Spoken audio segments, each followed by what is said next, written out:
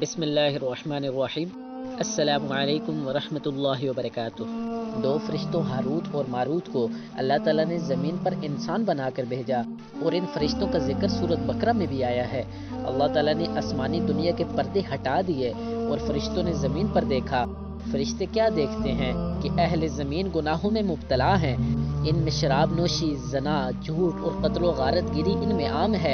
تو فرشتوں نے یہ نظارہ دیکھ کر اللہ تبارک و تعالیٰ سے شکایت کی کہ ان لوگوں کو تو زمین پر عبادت و اطاعت کے لیے بھیجا گیا تھا، اور ان کی یہ حالت ہے کہ یہ گناہوں میں مبتلا ہیں اور آپ ان کی پکڑ بھی نہیں کرتے۔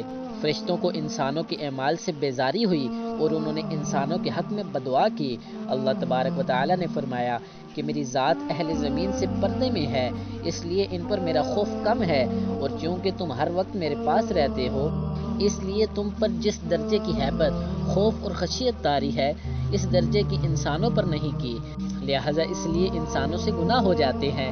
ملائکہ کو اس بات پر اطمینان نہ ہوا تو اللہ تبارک و تعالیٰ نے فرمایا کہ ٹھیک ہے، تو فرشتوں میں سے پارسا فرشتوں کو چن لو، میں ان کو زمین پر بھیجوں گا، تو دیکھوں گا کہ جب وہ میرے حجاب میں جائیں گے تو ان کے اعمال کیا ہوں گے۔ احادیث میں روایت ہے کہ ملائکہ نے 3 فرشتے پیش کیے، ان کو اللہ تعالیٰ نے فرمایا کہ تم نے 4 کام زمین پر نہیں کرنے، ایک شراب نہیں پینا، دوسرا زنا نہیں کرنا، تیسرا قتل نہیں کرنا، اور چوتھا بتوں کو سجدہ نہیں کرنا۔ یہ 4 شرائط ان پر لگائی اور ان کو زمین پر اتارنا چاہا تو ایک فرشتے نے کہا کہ یہ مجھ سے نہیں ہوگا، میں تو نہیں جاتا، وہ ہٹ گیا، اور ہاروت اور ماروت یہ 2 فرشتے تیار ہو گئے۔ یہ دونوں فرشتے ملائکہ میں سے سب سے زیادہ عابد اور زاہد فرشتے تھے۔ اللہ تعالیٰ نے ان کو زمین پر اتار دیا۔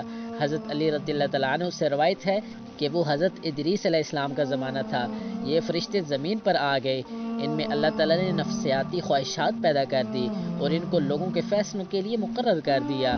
لوگ ان کے پاس اپنے مسائل کے حل کے لیے آتے تھے۔ ایک طویل زمانہ اس میں گزر گیا، یہاں تک کہ ایک دن ایک خاتون آئی، وہ بہت حسین و جمیل تھی۔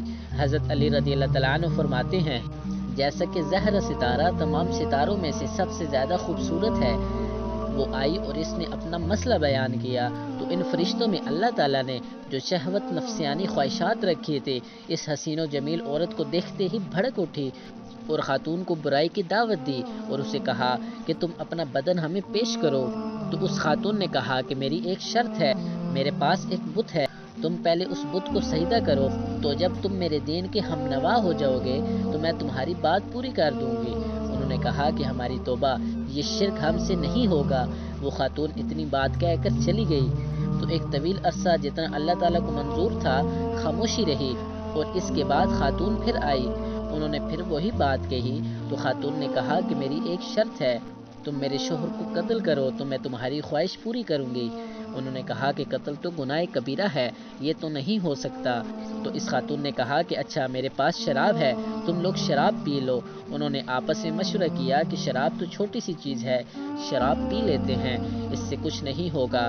ایک روایت میں آتا ہے کہ یہ فرشتے اس کے گھر پر پہنچ گئے، وہاں جا کر انہوں نے شراب پی، اور جب شراب پی لی تو وہ مدہوش ہو گئے، اور اس دوران انہوں نے اس عورت سے صحبت بھی کی اور اس کے شوہر کو اس ڈر سے قتل کر دیا کہ کہیں اس کا شوہر منہ نہ کھول دے اور لوگوں کو مطلع نہ کر دے، اور اس بت کو سجدہ بھی کیا۔